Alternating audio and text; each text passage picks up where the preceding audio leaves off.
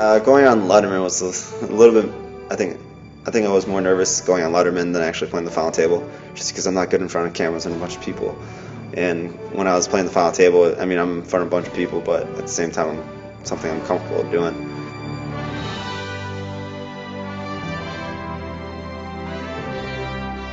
As the 2009 WSOP main event champion, Joe Cada earned more than $8.5 million. We spoke to the reigning champ about what it felt like going into his first main event last year. It's pretty shocking when you first walk in to see all those people.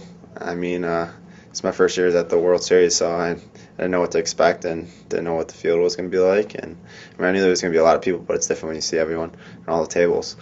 So last year, I mean, it's pretty similar to this year. I mean, I started off really slow last year, but had a few deep runs towards the end, unlike this year. But I mean, that's how tournament variance is.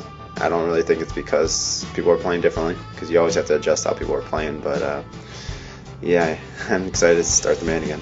Yeah, I was really always excited to play the main. I mean, I couldn't wait for the last like 3-4 years to play the main. I mean, I watched my friends on the main, and my buddy Dean last year took 10th, and my friend Scotty made a deep run in the top 100. So I mean, seeing these guys on TV, my good friends playing the main, I was so excited to actually just finally play it. I mean, I love the main event just because the structure alone too is 2-hour levels. You start off with 30,000 chips. I believe this blind started at 5,000. So you start off with 300 big blinds with 2-hour levels. I mean, there's so much play involved, and it's a little bit weaker field than some of these other tournaments, surprisingly, even though it's a 10K buy-in. You got a lot of people out here that want to be on TV or want to play the main because they see it. So it makes it a little bit easier field than some of the other bigger buy-ins and better structure. So I mean, overall, it's just a way better tournament. We also asked Cada if he was trying to build a legacy in poker, or if it was just more of a means to an end. I think it's more of a job for me. It's tough to I mean, you can only play your best. I mean, it's sometimes cards, you never know what's going to happen. Sometimes you can, go hot and run deep in like 5 turns in a row, or you can go, over 30, and that's a tough thing. You don't want to put too much pressure on yourself. You just want to remain focused and play good. So it's tough already, and then add that extra pressure on you. It's not even worth it. So I just look at one tournament ahead of me and try to play the best in that tournament. We asked Cada about the controversial break after the final table was set, and if he thought this had any effect on the play of the November 9.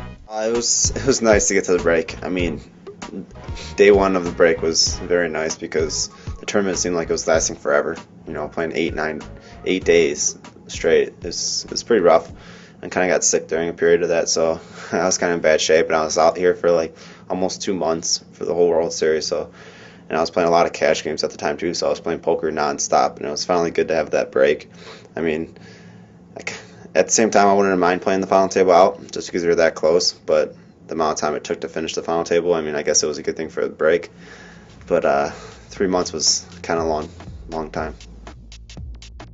I think the biggest player that changed her style of play was Darvin. I mean, going to the final table, all he was doing is showing down monsters and showing down the hands and never bluffing. And he kind of used that image of him, showing down all these hands to make some plays at the final table. So he was very active and making a lot of big bluffs, as you can see on some of the hands.